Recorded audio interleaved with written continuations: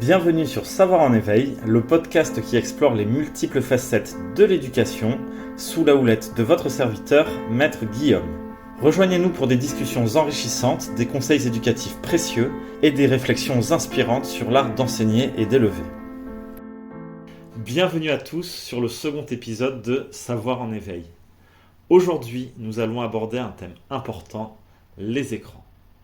Avant toute chose, j'ai lancé le compte Instagram du podcast, alors n'hésitez pas à vous abonner pour suivre notre actualité et nous poser vos questions. Alors avant d'entrer dans le vif du sujet, je tiens à faire ici un petit disclaimer. On n'est pas là pour juger tel ou tel comportement et dire que si un parent fait ceci ou cela, c'est un mauvais parent. L'idée de cette émission, c'est vraiment de vous donner des pistes de réflexion, de vous informer, de vous aider dans l'accompagnement de la scolarité de votre enfant.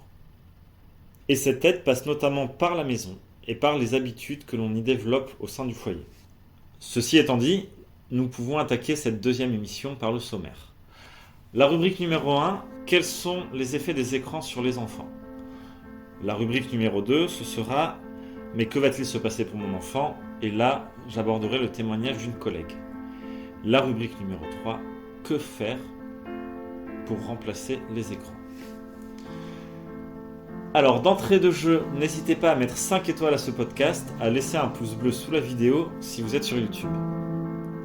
Et on commence directement avec la rubrique numéro 1. Rubrique numéro 1, quels sont les effets des écrans sur les enfants ?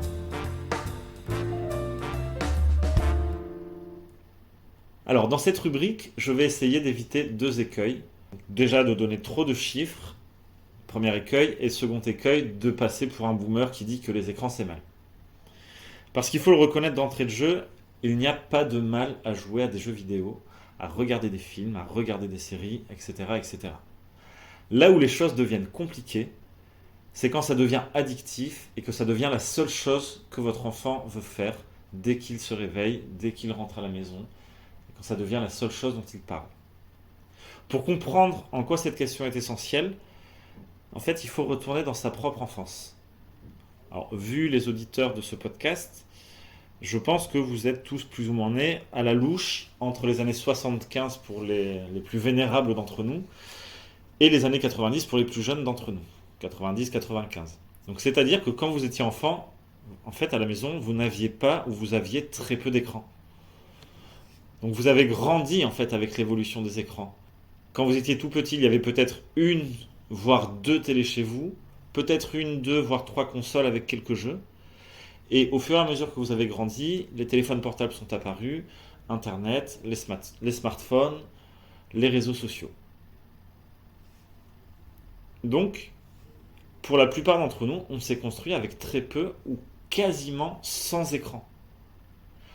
À la différence de vos enfants. Vos enfants, eux, sont nés et se construisent dans un monde dans lequel il y a déjà TikTok, il y a déjà Instagram, Snapchat, alors Facebook, même si Facebook c'est déjà démodé, désolé de vous le dire, même, enfin vous le savez, hein, honnêtement, Instagram commence un peu à l'être, même si vous devez quand même vous abonner à la page Savoir en éveil pour suivre les actualités incroyables de ce podcast. Il y a aussi, ils grandissent et ils sont nés avec les jeux en ligne comme Fortnite, les consoles, la télé, et en fait, au risque de faire boomer, il y a réellement une surexposition des enfants aux écrans. Typiquement, lorsque Squid Game est sorti, j'étais extrêmement choqué de voir combien d'élèves de ma classe de CE2 CM1 avaient vu tous les épisodes.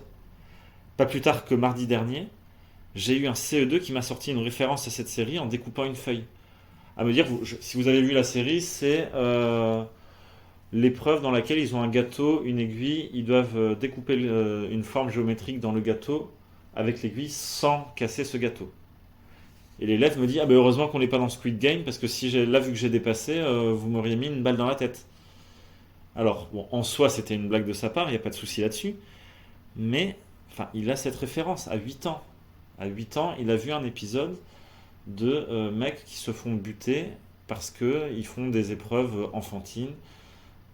Mais s'ils perdent, la récompense, enfin le gage, c'est la mort. Bon, on revient sur le sujet, surexposition aux écrans. Mais du coup, si je dis surexposition, c'est qu'il y a des effets négatifs. Alors, on va voir ces effets négatifs. Pour la liste de ces effets, je vous invite à consulter le site de l'assurance maladie, qui est très bien fait et qui expose ces risques. Le premier effet, le surpoids. Alors, on va détailler un peu. Un enfant jusqu'à ses 3 ans a besoin de toucher, goûter, voir et sentir le monde. Il commence à créer ce qu'on appelle une architecture de son cerveau. Il construit son cerveau par les interactions qu'il a au quotidien. Donc tout le temps passé devant un écran est du temps qu'il ne passe pas à essayer de se lever, à faire tomber des livres, jouer dans le linge sale, goûter la terre, des plantes, etc., etc. Et on a constaté que les jeux dans le salon ou les jeux dans le jardin, se sont changés en temps silencieux devant un écran, avec des conséquences sur la santé des plus jeunes. L'INSERM a étudié la question et montre que les enfants exposés aux écrans dès 2 ans atteignent un taux de masse corporelle supérieur à la moyenne à l'âge de 5 ans. C'est-à-dire que si, dès que votre enfant a 2 ans, vous le mettez devant des écrans, à 5 ans, en moyenne, son taux de masse corporelle va être plus élevé que celui d'un enfant de 5 ans qui n'a pas été exposé aux écrans. Donc ce phénomène, tout simplement, est lié au manque d'activité physique et intellectuelle. Ça, c'est peut-être le moins intuitif, car les petits qui jouent au puzzle, nous dit l'assurance maladie, ou qui lisent, n'obtiennent pas d'aussi mauvais résultats en taux de masse corporelle à 5 ans. C'est-à-dire que, alors effectivement, mangerbouger.fr, votre enfant, il faut qu'il mange, il faut qu'il bouge, mais le fait d'avoir une activité cérébrale active et ne pas être spectateur d'un écran, mais visiblement doit consommer de la calorie, puisque les enfants qui font des puzzles plus que les autres, qui lisent plus que les autres, sans forcément plus bouger, bien en fait, ils ont un taux de masse corporelle qui n'est pas aussi élevé que les enfants exposés aux écrans à partir de 2 ans. Effet numéro 2, une perte de 25% des capacités cardiovasculaires. Donc en gros, il n'y a pas que les profs qui s'inquiètent des écrans. C'est les cardiologues qui se sont emparés de cette question, car la pratique d'une activité physique reste indispensable pour le bon développement cardiaque des enfants. Alors il y a un médecin qui s'appelle le professeur François Carré, qui le rappelle en disant qu'en 1971, un enfant courait le 800 mètres en 3 minutes. En 2013, pour cette même distance, il lui en faut 4. Alors, en fait, ce ne sont pas simplement les résultats sportifs qui incitent ces professionnels de santé à tirer la sonnette d'alarme, mais bien le fait que bouger, le simple fait de bouger, n'est plus devenu un réflexe. Rester planté devant les écrans a supplanté la partie de foot avec les copains. C'est-à-dire que les enfants préfèrent rester devant l'écran qu'aller jouer.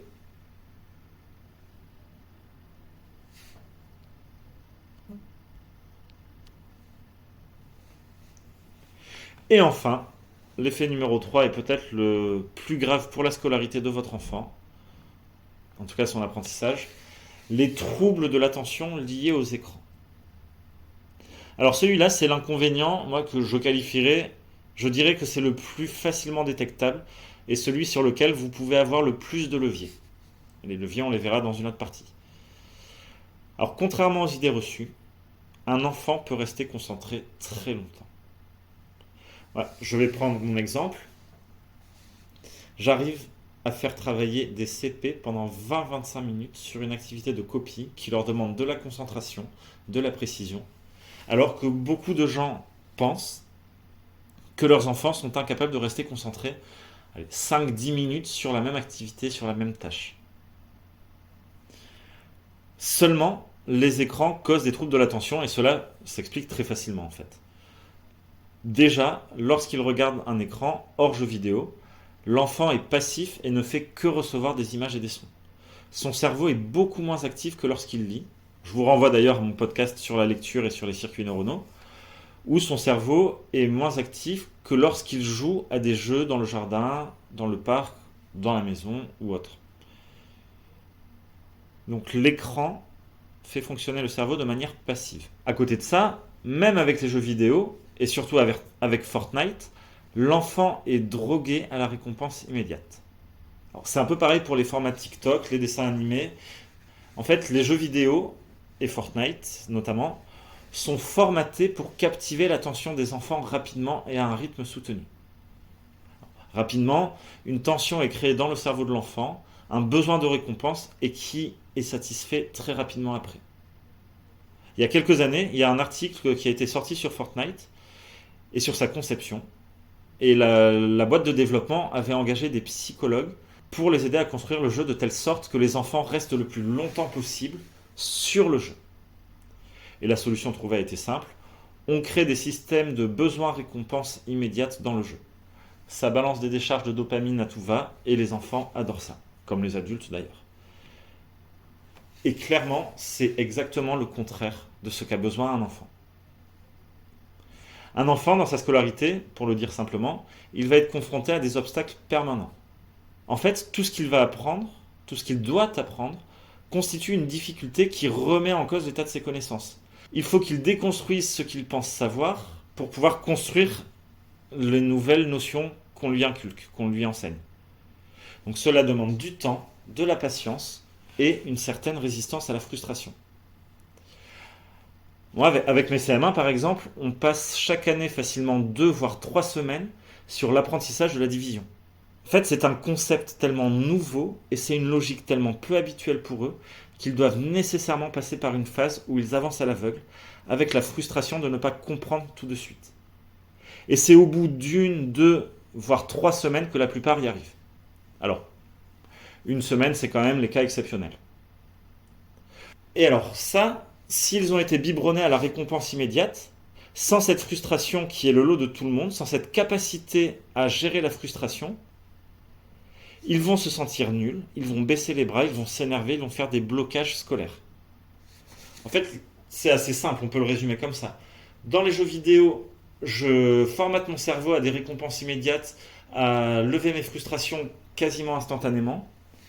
Et à l'école, mais j'apprends des choses tellement complexes par rapport à ce que je connais que je vais prendre du temps, je vais avoir besoin de temps pour apprendre tout ça.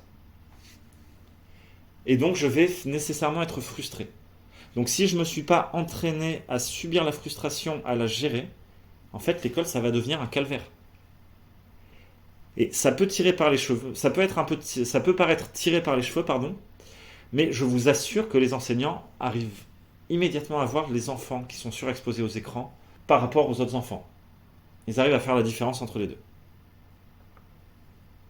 Alors, j'ai choisi ces quelques points pour montrer les effets néfastes d'une surexposition aux écrans, mais il y en a d'autres, notamment la baisse de l'estime de soi et des comportements qui peuvent être de plus en plus violents. Maintenant que ce constat très joyeux est posé, on peut passer à la rubrique 2. Rubrique 2. Que va-t-il se passer pour mon enfant si j'arrête les écrans ? Avant de répondre à la question, j'aimerais que vous fassiez une petite expérience. Allez sur Google, tapez écran, risque et enfant, et vous trouverez parmi les résultats la page du gouvernement drogue.gouv.fr. Drogue.gouv.fr, c'est une page qui est créée par la MILDECA, donc c'est la mission interministérielle de lutte contre les drogues et les conduites addictives.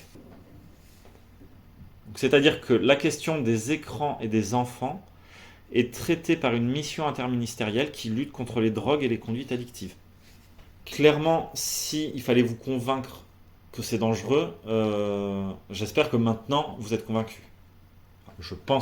J'ose espérer que maintenant vous êtes convaincus.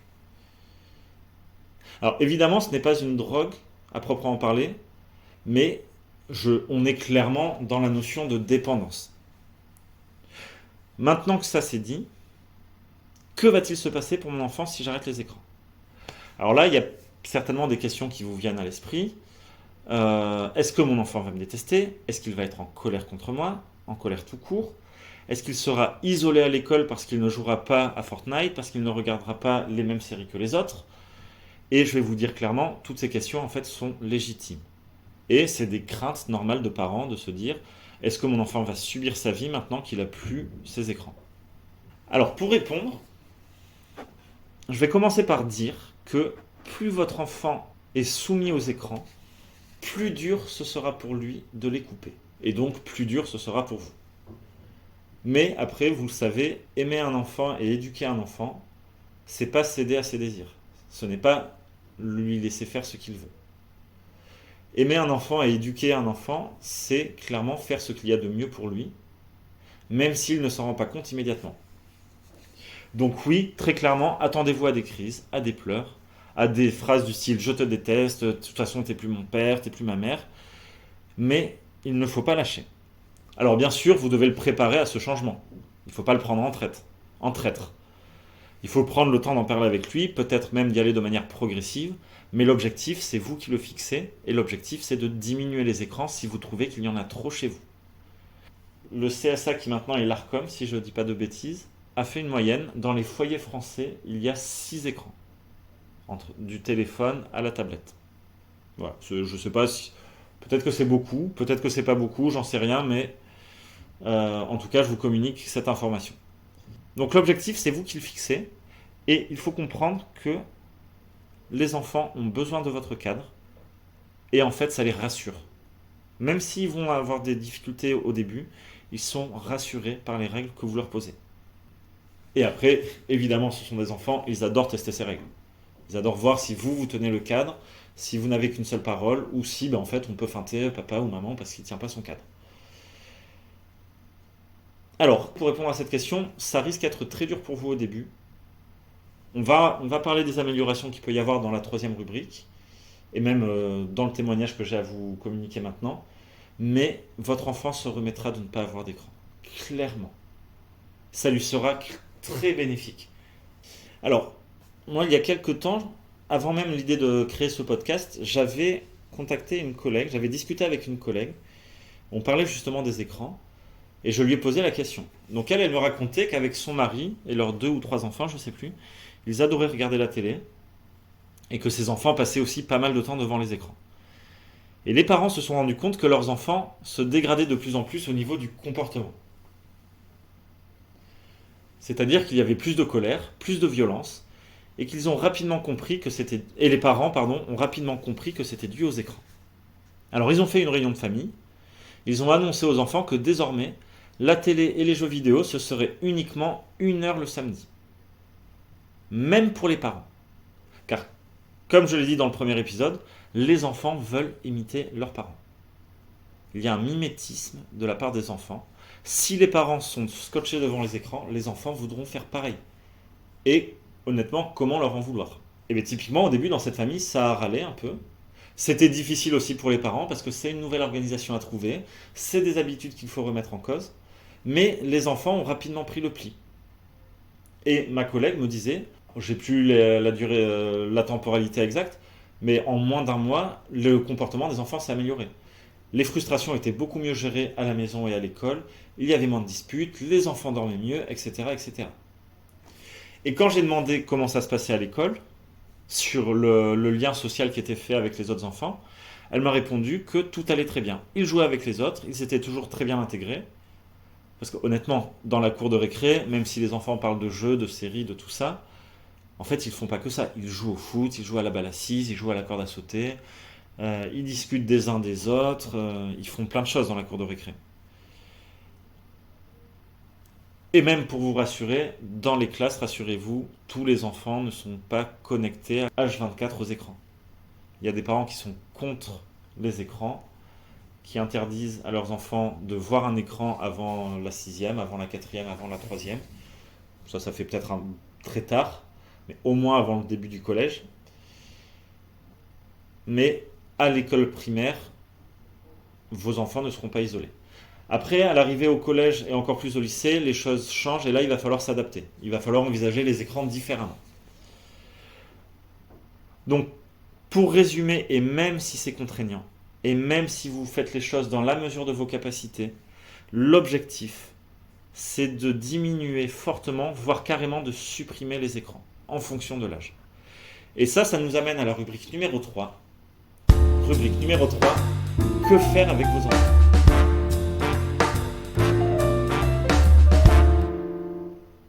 On va commencer par parler de la règle des 3, 6, 9, 12 à destination des parents, développée par Serge Tisseron. 3, 6, 9, 12, c'est 3 ans, 6 ans, 9 ans, 12 ans. Donc, que faire à ces âges-là? Avant 3 ans, c'est simple, évitez la télévision et les écrans non interactifs. Et moi, je vous dirais même plus, évitez tous les écrans.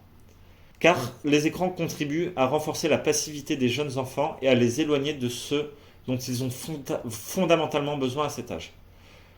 Le besoin qu'ils ont à cet âge, c'est interagir avec leur environnement en utilisant leur sens. Comme je vous disais tout à l'heure, le toucher, voir, entendre, bouger, etc. À partir de 3 ans, la télévision peut être introduite, mais avec modération. Ce qu'il faut comprendre, c'est qu'à cet âge, l'enfant renforce ses acquisitions et commence son apprentissage de l'autorégulation. Donc les limites imposées au temps d'écran doivent en faire partie. Une demi-heure à 3 ans, à 1 heure maximum par jour à 6 ans. Et moi, honnêtement, je trouve déjà que c'est beaucoup. Mais après, là, je vous donne mon avis personnel. L'écran est un temps de partage avec un parent. Ça veut dire jamais d'écran seul pour l'enfant, jamais d'écran dans la chambre. Les écrans doivent donc être dans une pièce commune. Et dans la mesure du possible, il ne faut pas les utiliser le soir. Ça, c'est toutes les histoires de la lumière bleue qui perturbe les cycles du sommeil. Ça, d'ailleurs, c'est un podcast à venir, le sommeil, une émission à venir. Pas d'écran à table ou pas d'écran pour calmer l'enfant. Parce que si l'enfant associe l'écran au réconfort, il risque de développer une très très forte dépendance. Alors là, je sais que j'utilise un ton impératif, mais je reprends quasiment mot pour mot les recommandations qui sont faites sur le site de l'assurance maladie. Donc, c'est pas mon ton impératif, je ne vous donne pas d'ordre, bien évidemment, mais c'est un impératif / conseil. Entre 3 et 6 ans, n'offrez pas de console de jeu personnelle à votre enfant. Évitez également de placer un ordinateur ou un poste de télévision dans la chambre de votre enfant, donc pas d'écran.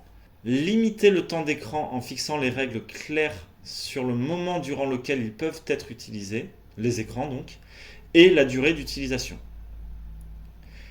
Il faut privilégier le jeu à plusieurs ou en famille plutôt que de laisser votre enfant seul face à son écran, au risque que son attitude devienne compulsive et qu'il se réfugie dans les écrans pour fuir le monde réel. Là, c'est quand même une phrase assez forte. Privilégier le jeu à plusieurs ou en famille plutôt que de laisser votre enfant seul face à son écran, au risque que son attitude devienne compulsive et qu'il se réfugie dans les écrans pour fuir le monde réel. Donc en fait, je reviens sur les enjeux de cette émission-là, il y a quand même un vrai sujet, qu'on le veuille ou non, malgré toutes les difficultés d'organisation au sein de la maison, et je sais que c'est difficile, les enfants face aux écrans, quand ils sont seuls, il y a des risques de compulsion, il y a des risques de fuite du monde réel, de rechercher quelque chose dans le virtuel qu'on n'a pas dans le réel, au lieu d'essayer de combattre nos difficultés dans la vie quotidienne. Entre 6 et 9 ans, fixez un temps d'écran autorisé et laissez la liberté à l'enfant de le répartir comme il le souhaite. Alors par contre, il faut quand même faire attention à ce que votre enfant fasse des activités en dehors de ces temps d'écran. Des activités avec ses amis, qui sortent, qui s'amusent, qui vivent en dehors de sa vie virtuelle, on va dire. Et à ce moment-là, vous pouvez commencer à lui parler de la notion de droit à l'image et de droit à l'intimité. Ça, c'est assez important, parce que qu'on le veuille ou non, et je suis le premier à m'en plaindre, les écrans seront présents dans la vie de vos enfants. Donc l'enjeu est double, il faut les préserver de cette surexposition et leur apprendre à se préserver eux-mêmes de cette surexposition. Il faut leur apprendre à utiliser les écrans. Et ça commence à s'apprendre entre 6 et 9 ans.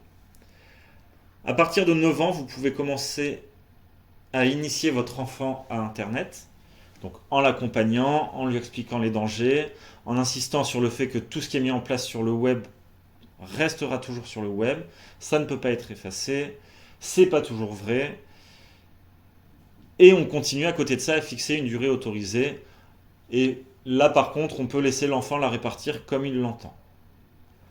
Entre par exemple la tablette, le téléphone portable, le PC, à quelle heure, entre l'heure de lever et l'heure de coucher.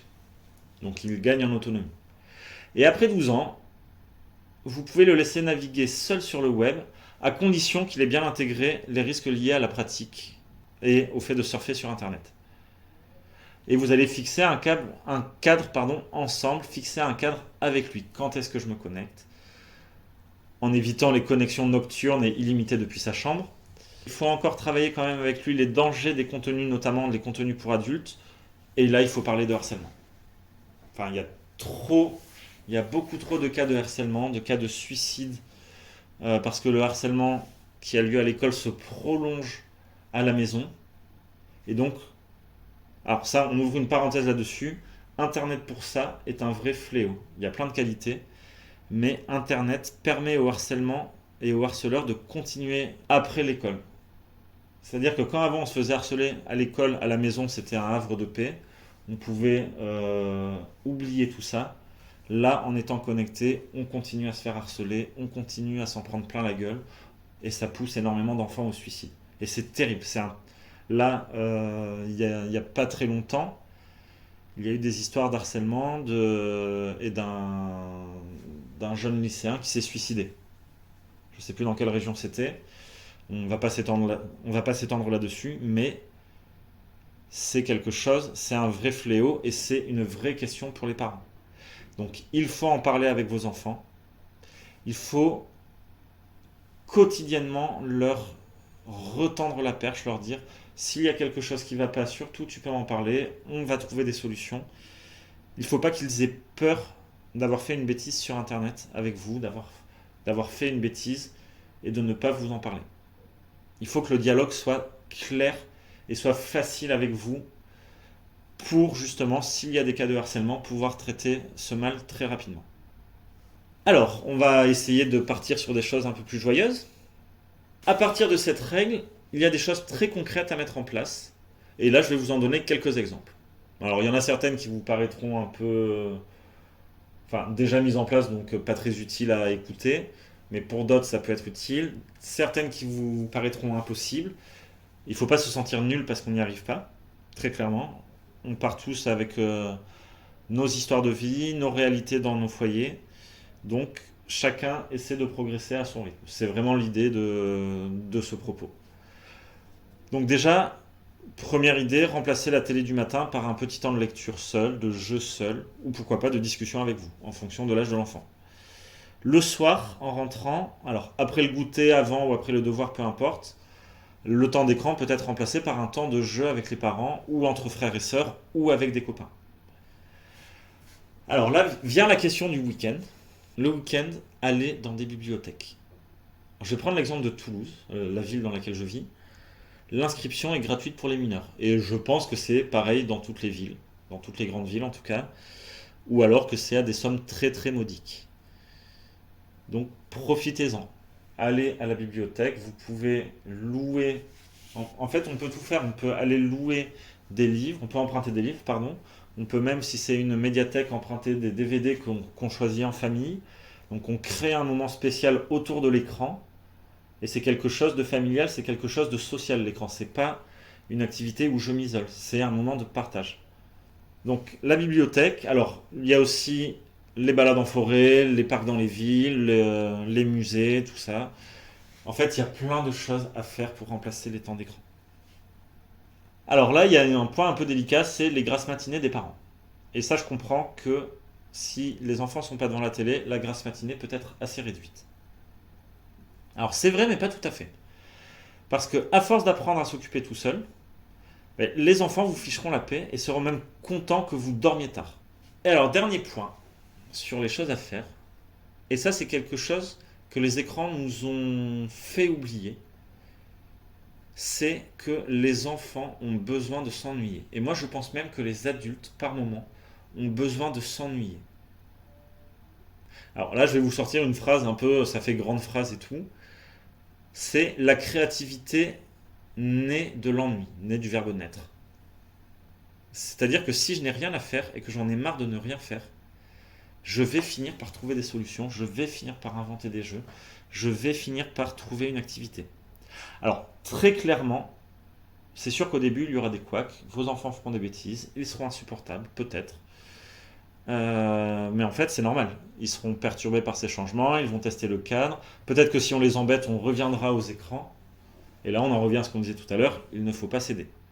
Et quand ils verront que ça n'a pas d'effet, mais ils vont se dire, tiens, si on jouait, si on lisait, si on faisait, je sais pas, des puzzles, des mandalas, des trucs comme ça, mais c'est un cadeau que de les laisser, oui c'est ça, s'ennuyer.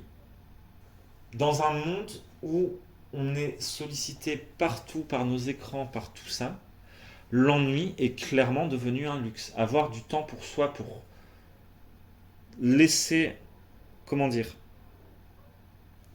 laisser à son cerveau le temps et l'espace pour partir dans tous les sens, sans avoir son attention accaparée par quelque chose, par des images flashy, par plein de pubs, par plein de systèmes de récompense dans les réels, dans, je sais pas si on dit reels ou réels, dans les stories, dans tout ça. Mais c'est du luxe et c'est important pour les enfants qu'ils s'ennuient. Pas tout le temps, il faut les stimuler à d'autres moments, mais il faut qu'ils aient des... En fait, c'est ça. Il faut voir le cerveau des enfants, quand ils s'ennuient, comme une terre qui est en jachère, qui se repose, qui se nourrit. Donc, si vous voulez aider vos enfants, on va terminer là-dessus. Laissez-les s'ennuyer. Je vais le redire une dernière fois avant de finir cet épisode. Chaque famille est différente. Ce qui semble possible pour certains ne l'est pas encore pour d'autres. Mais dans tous les cas, avancez petit pas par petit pas. Coupez la télé du matin en priorité. Je pense que c'est le plus important. C'est le premier niveau. Car le cerveau de votre enfant n'a pas besoin de ça au réveil, bien au contraire. Si on reste dans cette idée de jachère, il a besoin de se réveiller doucement. Et il a besoin de s'activer de manière active, pas de manière passive en regardant un écran. Et après, enlevez d'autres choses, mais remplacez-les par des temps plus qualitatifs. Et en fait, il faut présenter les choses comme ça. C'est pas je t'enlève quelque chose, mais on va améliorer le quotidien et on va changer les choses de manière bénéfique. Eh bien, ça y est, on arrive à la fin de ce deuxième épisode du podcast Savoir en éveil. N'hésitez pas à me poser toutes vos questions dans les commentaires sur les écrans, sur des choses que vous avez envie que j'explicite ou sur d'autres sujets. Je me ferai un plaisir de les lire et d'y répondre. Si le podcast vous a plu, n'hésitez pas à lui mettre 5 étoiles ou un pouce bleu sous la vidéo. Partagez, likez, commentez, tout ça. Moi, je vous souhaite une bonne semaine et on se revoit dimanche prochain pour un nouvel épisode.